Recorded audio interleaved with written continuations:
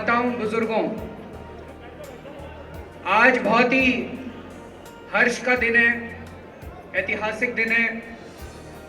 आज ये anti corruption helpline 1031 इसको लॉन्च करते हुए मुझे बहुत खुशी हो रही है। पिछले साल हमारी 49 दिन सरकार चली थी। जैसे ही हमारी सरकार बनी, हम लोगों ने ये टेलीफोन लाइन लॉन्च की थी। इस बार इसका दोबारा लॉन्च किया जा रहा है। अब अगर दिल्ली के अंदर आपसे कोई रिश्वत मांगे किसी काम करने का, तो आप उसको मना मत करना,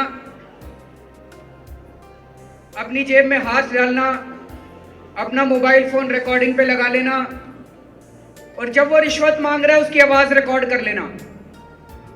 उस आवाज को हमें लाके देना, हम उसको ट्रैप करेंगे, उसको रंगे हाथों पकड़ेंगे और उसको जेल भेजेंगे।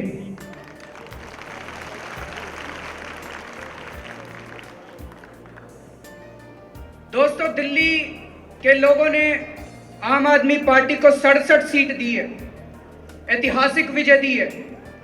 इतना बड़ा बहुमत, बताते हैं एक बार सिक्किम में 40 में से 40 सीट किसी की आई थी, नहीं तो शायद भारत के इतिहास में इतना बड़ा बहुमत कभी भी जनता ने किसी पार्टी को नहीं दिया। जनता ने हमें इतना बड़ा बहुमत क्यों दिया? केवल एक ही कारण है जी। पिछली बार जो हमारी 49 दिन की सरकार थी, उस 49 दिन की सरकार में जनता ने जो काम हमारा देखा, उसके बाद से जनता ने ठान लिया कि इन लोगों को वापस लाना है, हमें वही 49 दिन की सरकार दोबारा चाहिए। 49 दिनों में हमने खूब काम करा, रोज खूब काम करे, रात दिन काम करते थे, 24 घंटे काम करते थे। लेकिन 3 बातें ऐसी थी जो जनता के दिल के अंदर उतर गई और जनता उसको भूल नहीं पाई। बिजली के बिल आधे करे थे, पानी मुफ्त करा था और दिल्ली से भ्रष्टाचार खत्म करा था। ये 3 चीजें जनता भूल नहीं पाई और जनता ने ठान लिया कि पिछली बार इनको 28 सीट दे दी थी, इस बार इनको सारी की सारी सीटें देके जिताना है। तो दोस्तों, पहली 2 काम तो कर दिए हमने। बिजली के बिल तो आधे कर दिए। किस किस के बिजली के बिल आ गए, जरा हाथ खड़े करो। कम हुए कि नहीं हुए? मैं रोज सवेरे सैर करने के लिए जाता हूं, खूब जनता मिलती है। पिछले 3 दिन से जो मेरे को मिलता है वही हाथ हिला के कहता है, भाई साहब बिजली का बिल आ गया, भाई साहब बिजली का बिल कम हो गया। परसों मैं नाई के यहाँ बाल कटाने गया, मेरे को देखता ही नाई बोला, भाई साहब बिजली का बिल आ गया, बिजली का बिल कम हो गया। सारे दिल्ली के लोग बहुत खुश हैं। जब हम ये बिजली की सब्सिडी दे रहे थे तो मेरे को अफसर कह रहे थे, सर 1400 करोड़ रुपए लगेंगे, कहां से आएंगे? मेरे को लगता है अगर 1400 करोड़ रुपए में मेरी सारी दिल्ली की जनता खुश होती हो, इससे अच्छा सदुपयोग पैसे का नहीं हो सकता। गलत तो नहीं कह रहा जी? अब आपके पानी के बिल भी आने वाले हैं और बहुत सारे लोगों के जीरो बिल आने वाले हैं। तो जो 2 बड़े बड़े काम थे वो कर दिए।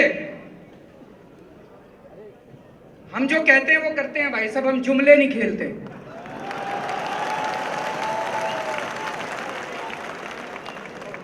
अब तीसरा बड़ा काम करना है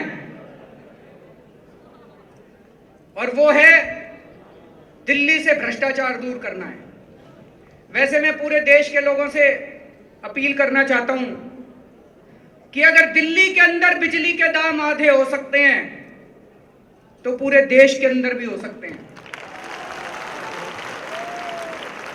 तो दिल्ली के बाहर के लोग अपने अपने मुख्यमंत्रियों से, अपनी अपनी सरकारों से यार ऊपर नीचे हो रहा कैमरा यार, वही तो कह रहा हूं। वो आवाज लगाएं और उनसे कहें कि भाई अगर दिल्ली के अंदर आम आदमी पार्टी की सरकार बिजली पानी के बिल कम कर सकती है तो तुम भी करो, तुम भी करके दिखाओ।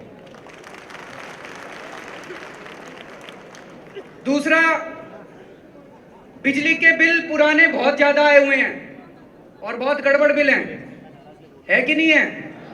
और पानी के भी बहुत गड़बड़ बिल आए हुए हैं पुराने। कई बिलों को हमने स्टडी कराया है और उनको भी, उसका भी कोई प्लान बना रहे हैं, उनको भी ठीक कराएंगे, पुराने बिलों को भी। लेकिन आज हम अपना तीसरा वादा पूरा करने के लिए इकट्ठे हुए हैं। आज हम दिल्ली के अंदर करप्शन की वही टेलीफोन लाइन शुरू कर रहे हैं जो हम लोगों ने पिछले साल 49 दिन की सरकार में की थी।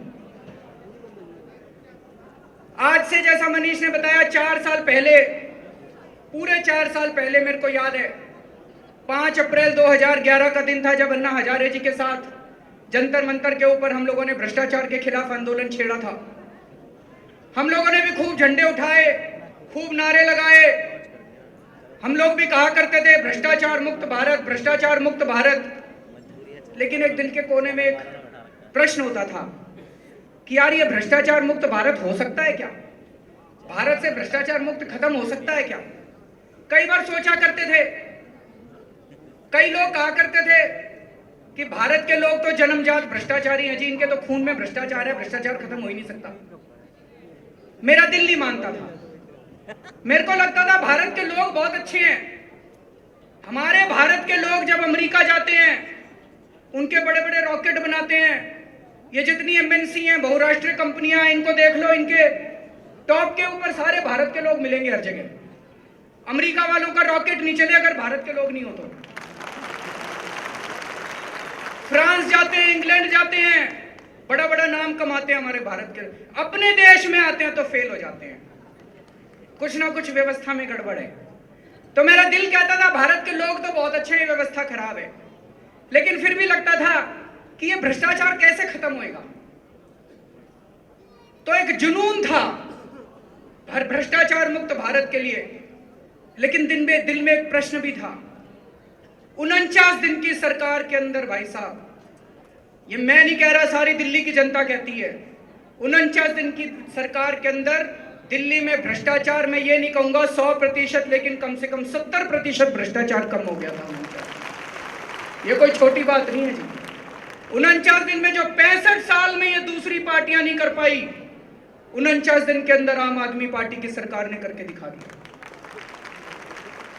तो जैसा मैंने कहा, पहले हमारे अंदर जुनून था, अन्ना आंदोलन के समय जुनून था कि भ्रष्टाचार मुक्त भारत लेके रहना है।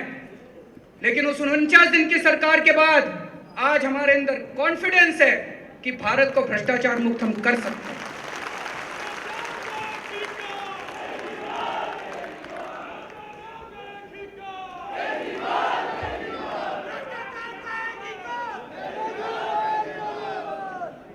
आज हमारे अंदर कॉन्फिडेंस है कि हम भारत को भ्रष्टाचार मुक्त कर सकते हैं और सबसे पहले दिल्ली को भ्रष्टाचार मुक्त करके दिखाएंगे। लेकिन एक प्रश्न उठता है, मेरे से कई लोग प्रश्न पूछ रहे हैं, कहते हैं जी पिछली बार 49 दिन की सरकार बनी, आपने 4 दिन के अंदर टेलीफोन लाइन चालू कर दी थी, इस बार 1.5 महीना क्यों लग गया? यह आपको समझना बहुत जरूरी है, इस बार 1.5 महीना क्यों लग गया। 1992 में दिल्ली राज्य बना था, संविधान का संशोधन किया गया था, दिल्ली को राज्य बनाया गया था, राज्य का दर्जा दिया गया था। पूर्ण राज्य का दर्जा नहीं मिला, आधा अधूरा राज्य है अभी। लेकिन 1992 में दिल्ली को राज्य बनाया गया। 1993 के अंदर दिल्ली सरकार ने एक नोटिफिकेशन निकाला और दिल्ली सरकार के अंदर एक एंटी करप्शन ब्रांच, भ्रष्टाचार निरोधक शाखा, एंटी करप्शन ब्रांच बनाई गई। दिल्ली सरकार ने आदेश निकाला और इस एंटी करप्शन ब्रांच का दायरा पूरी दिल्ली थी कि पूरी दिल्ली के क्षेत्र के अंदर जहां कहीं भ्रष्टाचार होगा, चाहे वो भ्रष्टाचार करने वाला केंद्र सरकार का कर्मचारी हो, दिल्ली सरकार का कर्मचारी हो, एमसीडी का कर्मचारी हो, पुलिस का कर्मचारी हो, डीडीए का कर्मचारी हो, एनडीएमसी का कर्मचारी, कोई कर्मचारी हो, अगर पूरी दिल्ली के अंदर कोई भ्रष्टाचार करेगा तो दिल्ली की एंटी करप्शन ब्रांच उसको पकड़ सकती थी। यह आदेश 1993 में निकाला गया। 1993 से लेके आज तक 2014 तक 21 साल तक वो आदेश जारी रहा। 21 साल तक कोई पंगा नहीं हुआ, किसी ने कुछ नहीं कहा। 21 साल तक एंटी करप्शन ब्रांच दिल्ली के अंदर कोई भ्रष्टाचार करता था उसको पकड़ सकती थी। उसके बाद हमारी 49 दिन की सरकार आ गई। हमने भ्रष्टाचारियों को पकड़ना चालू किया, लेकिन एक हम ऐसा काम कर गए जिससे इस देश के भ्रष्टाचारियों की जड़ें हिल गई। हमने मुकेश अंबानी के खिलाफ एफआईआर कर दी।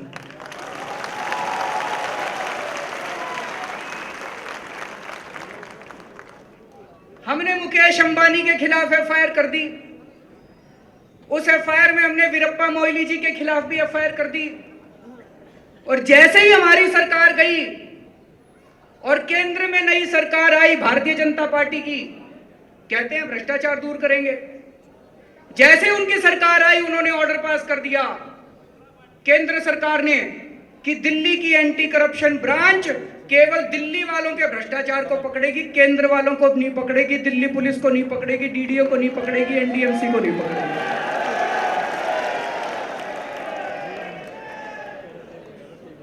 तो अगर अब हमारी सरकार आई तो इन्होंने ये ऑर्डर पास क्यों करा? क्या जरूरत थी? 21 साल तक किसी को तकलीफ नहीं हुई भाई साहब। 21 साल तक किसी को तकलीफ नहीं हुई। 21 साल तक दिल्ली के अंदर कोई भ्रष्टाचार करता था, ये एंटी करप्शन ब्रांच उसको पकड़ सकती थी। बीजेपी वालों ने आते ही ऑर्डर क्यों पास किया? केवल मुकेश अंबानी को फायदा पहुंचाने के लिए, केवल उनको फायदा पहुंचाने के लिए। लेकिन उनकी किस्मत खराब थी। मुकेश अंबानी जी कोर्ट में चले गए, हाई कोर्ट में मामला चल रहा है, 1 साल हो गया। मुकेश अंबानी जी ने केस कर दिया कि केजरीवाल की सरकार ने जो एफआईआर करी है ये गलत है, इसको क्वैश किया जाए। बड़े बड़े वकील खड़े कर दिए, लेकिन कोर्ट नहीं माना, हाई कोर्ट नहीं माना। इसका मतलब हम ठीक हैं, इसका मतलब हम ठीक हैं, वो गलत हैं। इन्होंने, केंद्र सरकार ने आदेश जारी किया कि दिल्ली सरकार केवल दिल्ली सरकार के कर्मचारियों को पकड़ सकती है, उसके बावजूद कोर्ट नहीं माना। इसका मतलब हम ठीक है भाई साहब। लेकिन सबसे ज्यादा शुक्रगुजार मैं दिल्ली विधानसभा का हूं। आज यहां पे सारे माननीय विधायकगण बैठे हैं और सभी विधायकों ने मिलकर अभी 15 दिन पहले दिल्ली विधानसभा में प्रस्ताव पारित किया है कि ये जो एनडीए की सरकार ने, केंद्र सरकार ने एंटी करप्शन ब्रांच की ताकत को कमजोर किया है, जो नोटिफिकेशन केंद्र सरकार ने पारित किया है वो नोटिफिकेशन गलत है। और दिल्ली विधानसभा ने दिल्ली सरकार को आदेश दिया है कि इस नोटिफिकेशन को ना माना जाए।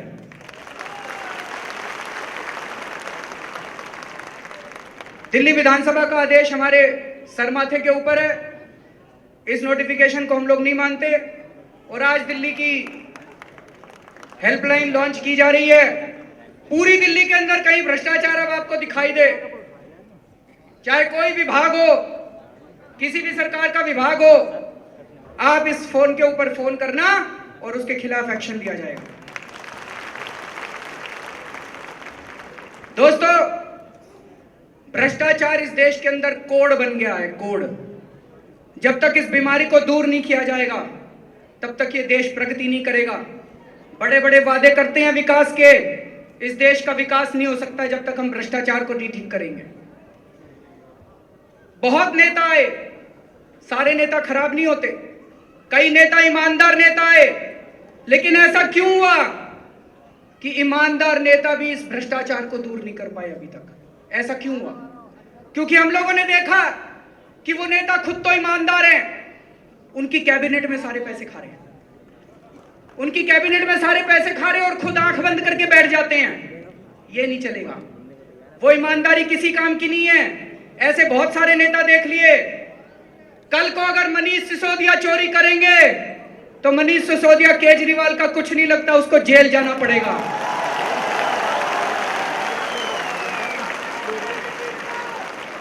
कल को अगर कोई हमारा मंत्री चोरी करेगा, ये मेरे कोई सगे नहीं लगते, इनको जेल जाना पड़ेगा।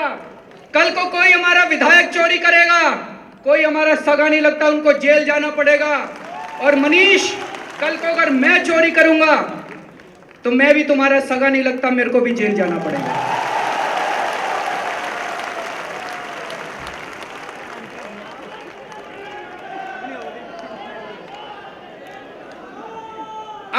अपनों के खिलाफ एक्शन लेने की हिम्मत होनी चाहिए, तब भ्रष्टाचार रुकेगा, ऐसे भ्रष्टाचार नहीं रुकता। दूसरी चीज, हम लोग सुनते हैं, आपस में बात करते हैं ना, कहते साहब ये नेता तो बड़ा ईमानदार है पर पार्टी के लिए पैसे लेता है। साहब पार्टी के लिए पैसे ले लिए, जनता तो लुट गई। अभी मैं सत्येंद्र भाई से बात कर रहा था, ये हमारे स्वास्थ्य मंत्री हैं, ये बता रहे थे कि एक एक पर बेड कॉस्ट, हमारे सरकारी अस्पतालों में एक एक बेड पर बेड अस्पताल बनाने की जो कॉस्ट है 1 करोड़ रुपए आती है, और ये बता रहे हैं 25 लाख में ये काम हो सकता है। तो चाहे नेता खुद पैसे ले, चाहे पार्टी के लिए पैसे ले, जनता तो लुट गई भाई साहब। वो 75 लाख रुपए पर बेड तो चले गए, चाहे वो नेता के अकाउंट में जाए चाहे पार्टी के अकाउंट में जाए। आम आदमी पार्टी ने ये सब धंधा नहीं करना। हम लोग चुनाव, हमारी पूरी पार्टी, सारे विधायक मिलके, 70 विधायकों ने मिलके 15 से 20 करोड़ रुपए में चुनाव लड़ा था भाई साहब। वो चंदा आप ही लोगों ने दिया था। और दूसरी पार्टियों वाले एक एक एमएलए 15-15 करोड़ रुपए खर्च कर देते हैं, 20-20 करोड़ रुपए खर्च कर देते हैं। तो भ्रष्टाचार तो भाई साहब एक ही पार्टी इस देश में लड़ सकती है, आम आदमी पार्टी। हमारे नेता भी ईमानदार हैं, अपनों के खिलाफ एक्शन लेने की भी हमारे अंदर हिम्मत है। और दोस्तों, हमें अपनी पार्टी के लिए इस तरह से चंदा इकट्ठा करने की जरूरत नहीं है। जो पार्टियां 10-10 हजार करोड़ रुपए खर्च करके चुनाव लड़ती हैं, वो कभी इस देश से भ्रष्टाचार दूर नहीं कर सकती। दोस्तों, जब से हमारी सरकार बनी है, तब से मेरे खिलाफ, मेरी सरकार के खिलाफ एक बहुत बड़ा षड्यंत्र रचा जा रहा है, बहुत बड़ी साजिश रची जा रही है इस देश के अंदर। किसी भी तरह से इन लोगों को बदनाम करो, किसी भी तरह से इन लोगों को सफल नहीं होने दो। आज कोई खड़ा होके केजरीवाल को 2 गालियां दे दे, ब्रेकिंग न्यूज आ जाती है, केजरीवाल पे किया हमला। अगर किसी ने 24 घंटे के अंदर ख्याति प्राप्त करनी हो, मेरे को गालियां देनी चालू करो, ये सारे कैमरे वाले पहुंच जाएंगे, ब्रेकिंग न्यूज होगी। ब्लॉग लिख दो मेरे खिलाफ, ट्विटर पे लिख दो मेरे खिलाफ। ऐसा क्यों हो रहा है? ये बहुत बड़ी साजिश है भाई साहब। ये सारे जने इकट्ठे हो गए। कौन कौन इकट्ठे हो गए? एक तो 67 सीट आने के बाद कई लोगों की जड़ें हिल गई हैं इस देश के अंदर, रातों की नींद हराम हो गई है हमारी, उनकी कई पार्टियों की रातों की नींद हराम हो गई। उनको लग रहा है ये दिल्ली में कर दिया, दूसरी बाहर निकल गए तो क्या हाल होएगा इनका। तो ये सारी पार्टियां इकट्ठी हो गई हमारे खिलाफ। दूसरे ये सारे भ्रष्टाचारी इकट्ठे हो गए हमारे खिलाफ। उनको लग रहा है जब इसने मुकेश अंबानी को नहीं छोड़ा तो ये बड़े बड़ों को नहीं छोड़ा तो ये हमारी भी ऐसी कैसी करेगा। वो सारे इकट्ठे हो गए। और कुछ इस देश के ब्लैकमेलर इकट्ठे हो गए, ब्लैकमेल करने वाले। मैं आपको एक छोटा सा उदाहरण दूंगा। मैं अभी अभी दिल्ली में शिफ्ट हुआ हूं। उसके पहले मैं कौशाम्बी रहता था 1 महीना। मुख्यमंत्री बनने के बाद मैं कौशाम्बी में ही था। सवेरे सवेरे मैं वॉक पे जाता हूं। एक दिन वॉक पे जाने के लिए घर से नीचे उतरा, देखा सामने एक आदमी फूल लेके खड़ा है।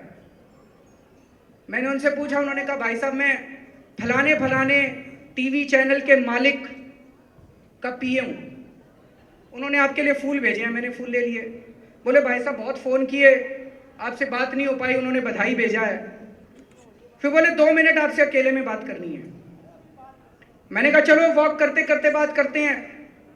मैंने वॉक करनी चालू की। तो कहते भाई साहब अभी हम लोगों ने भी बिजली कंपनियों का बिजनेस शुरू किया है, हमें पता चला है कि दिल्ली में बिजली कंपनियां आपको बड़ा तंग कर रही हैं, एक मौका हमें दीजिए, हम दिल्ली में बिजली कंपनी ठीक कर देंगे। मेरा माथा ठनका। ये चैनल सवेरे से शाम तक मेरे खिलाफ जहर उगलते हैं। वो वाला चैनल सवेरे से झूठा सच्चा जो मर्जी दिखाता है वो चैनल। तो मैंने उनसे पूछा भाई साहब इसीलिए मेरे खिलाफ जहर उगलते हो कि केजरीवाल के खिलाफ जहर उगलेंगे और फिर उससे जाके बिजली कंपनी ले लेंगे? मैंने कहा मेरे को ब्लैकमेल करने वाला भी इस दुनिया में पैदा नहीं हुआ।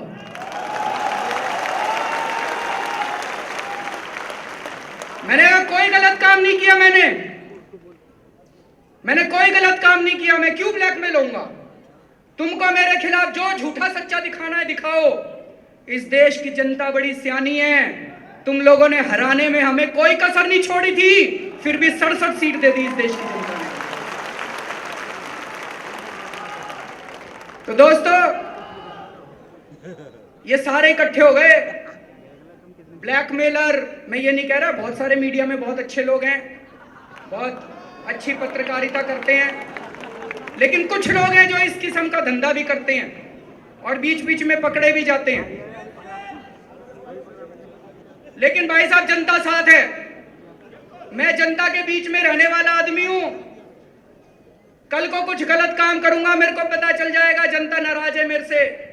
जनता साथ है, सच्चाई के रास्ते पे चल रहे हैं, ईश्वर हमारे साथ है। दोस्तों में चिंता करने की जरूरत है। यहाँ पे बहुत सारे हमारे प्रिंसिपल सेक्रेटरीज भी आए हुए हैं, सेक्रेटरीज आए हुए हैं, हेड्स ऑफ द डिपार्टमेंट आए हुए हैं।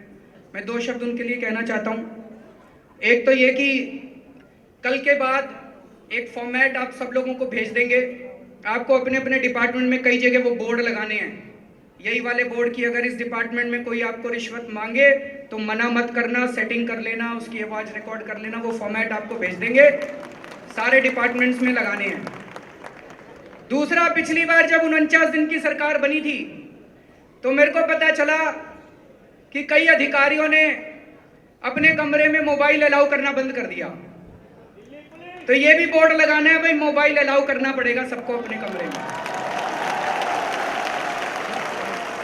ये भी बोर्ड लगाएंगे। मैं भी अपने कमरे में सबको मोबाइल के साथ, ये खूब स्टिंग करते हैं मेरे, खूब चलाते हैं ये लोग, करने दो ना। अगर गलत काम नहीं किया तो किससे डरना? किसी से नहीं डरना इस दुनिया के अंदर, बस ऊपर वाले से डरना और किसी से नहीं डरना। अगर गलत काम करेंगे तभी डरना है, गलत काम नहीं करेंगे तो करने दो, जो स्टिंग करता है करने दो। तो ये भी अपने को बोर्ड लगाने हैं। और मैं सारे अधिकारियों को आज एक बात कहना चाहता हूं, आप ईमानदारी से काम करो। 100 काम करोगे, 10 कामों में गलतियां भी होंगी, इंसान है हम, गलतियां करते हैं, गलतियां भी होंगी। गलतियां करने से डरना नहीं है, कोई भी गलती करेगा मैं आपके साथ खड़ा हूंगा, मजाल जो आपका कोई बाल भी बांका कर दे। मैं आपके पीछे चट्टान की तरह खड़ा हूंगा, किसी को कुछ नहीं करने दूंगा। लेकिन अगर बेईमानी कोई करेगा तो मेरे से बड़ा दुश्मन नहीं है, जहन्नुम तक पीछा करूंगा मैं।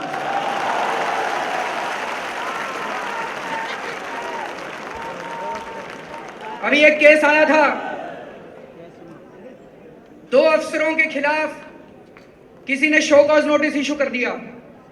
मैंने पूरा मामला पढ़ा और देखा कि दोनों अफसर बहुत अच्छे हैं, उनका कोई कसूर नहीं था। दोनों अफसरों ने, कोई छोटी सी उनसे गलती हो गई थी, गलती इंसान से होती है जी। तो मैंने कहा भाई ये कोई शो कॉज नोटिस देने की जरूरत नहीं है, हमें अपने अफसरों को डराना नहीं है, हमें अपने अफसरों को इनकरेज करना है, उनको अच्छा काम करने के लिए इनकरेज करना है। तो अच्छा काम करो, मैं आपके साथ हूं। गलत काम, बेईमानी करोगे तो फिर कोई नहीं बचा पाएगा। हम लोग भ्रष्टाचार दूर करने के लिए और भी कई सारे कदम उठा रहे हैं। जितने कानून हैं उन कानूनों को सिंप्लीफाई किया जा रहा है। कई सारे ऐसे कानून हैं जिनमें जानबूझ के पेच छोड़ रखे हैं कि उसकी टांग मरोड़ेंगे, उसका गर्दन मरोड़ेंगे तो अपने आप दौड़ा दौड़ा आएगा। ये सारे कानून सिंप्लीफाई कर रहे हैं भाई साहब। टेक्नोलॉजी का इस्तेमाल करेंगे बहुत बड़े स्केल पे भ्रष्टाचार को दूर करने के लिए। आज जैसा अभी किसी ने बताया, ट्रांसपेरेंसी इंटरनेशनल की रिपोर्ट के मुताबिक ईमानदार देशों की सूची में भारत का कोई 80 या 82वां नंबर आता है। मैं आज आपको यह यकीन दिला रहा हूं, 5 साल के अंदर मैं बड़ी बात नहीं करता, ईमानदार शहरों की सूची में दिल्ली को कम से कम टॉप के 5 शहरों के अंदर, दुनिया के टॉप के 5 शहरों के अंदर लाके खड़ा कर, दुनिया के टॉप के 5 शहरों के अंदर दिल्ली को लाके खड़ा कर देंगे। और एक होता है ईज ऑफ डूइंग बिजनेस, कि अगर आप बिजनेस करना चाहते हैं तो सरकार आपको कितना तंग करती है, कितना आसान है बिजनेस करना। उसमें भारत का नंबर 142वां है या 145 ऐसे कुछ है। मैं आज आपको यकीन दिला रहा हूं, 5 साल के अंदर दिल्ली शहर को टॉप के 5 शहरों के अंदर, दुनिया के टॉप के 5 शहरों के अंदर लाके खड़ा कर देंगे दोस्तों। लेकिन फिर से मैं कहना चाहता हूं, यह काम मैं अकेले नहीं कर सकता। मैं बहुत छोटा आदमी हूं, आज जो कुछ भी हूं सब आप लोगों की वजह से हूं, आप लोगों के प्यार और आपकी मोहब्बत की वजह से हूं दोस्तों। हमें दिल्ली को आगे बढ़ाना है और सब लोगों को मिलकर आगे बढ़ाना है, और इसमें खास तौर से युवाओं को आगे आके एक्शन लेना पड़ेगा। आप सब लोगों का बहुत बहुत शुक्रिया, आप इतनी भारी संख्या में आज यहाँ पे आए, हमारा उत्साह वर्धन किया। आप सब लोगों का बहुत बहुत शुक्रिया।